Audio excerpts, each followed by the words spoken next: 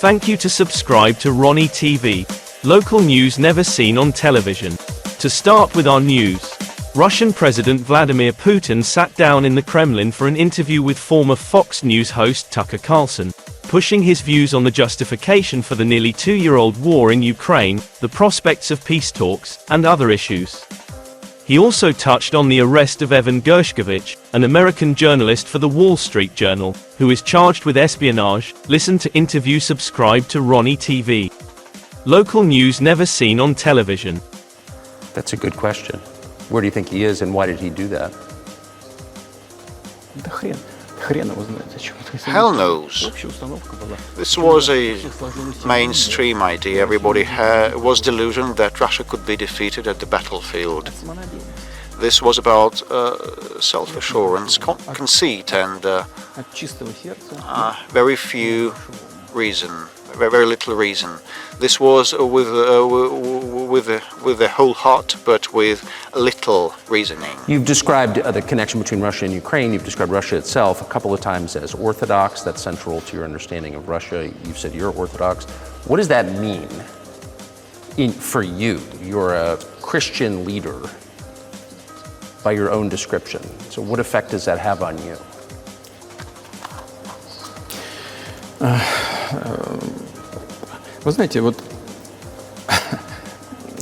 Well, you know, as I mentioned previously, in 988, Prince Vladimir underwent baptism as his grandmother Olga had done, and then his armed troops also got converted, and then other Russians converted into Orthodox Christianity.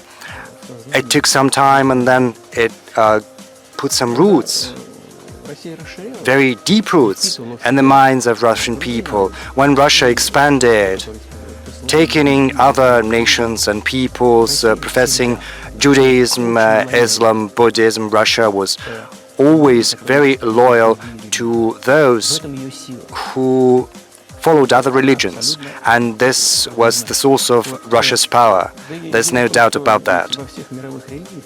All world religions I have mentioned, and which are also traditional religions of the Russian Federation, have almost the same precepts. The values in these world religions are very close, if not identical. The one way in which the religions are different is that Christianity is specifically a nonviolent religion.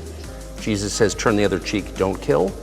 How can a leader who has to kill, of any country, how can a leader be a Christian? How do you reconcile that to yourself?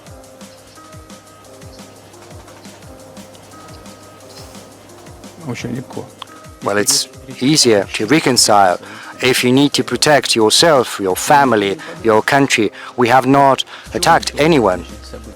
What was the starting point of the developments in Ukraine? The starting point was the coup d'etat, as well as the flare-up of violence in Donbass.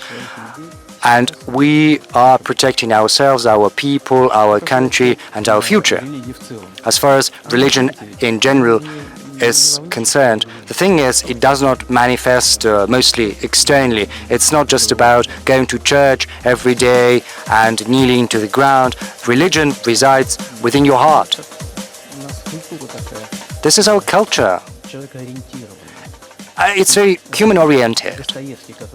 You know, Dostoevsky is very well known in the West as a genius of the Russian culture and the Russian literature.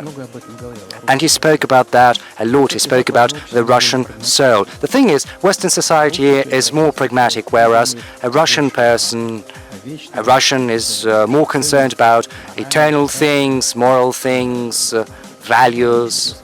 Maybe you'll disagree with me, but I think Western culture is more pragmatic. I'm not saying this is a bad thing. Appreciate all the time you've given us. I just got to ask you one last question, and that's about someone who's very famous in the United States, probably not here, Evan Gershkovich, who's the Wall Street Journal reporter. He's 32, and he's been in prison for almost a year. This is a huge story in the United States, and I just want to ask you directly, without getting into the details of it or your version of what happened, if as a sign of your decency, you would be willing to release him to us and we'll bring him back to the United States.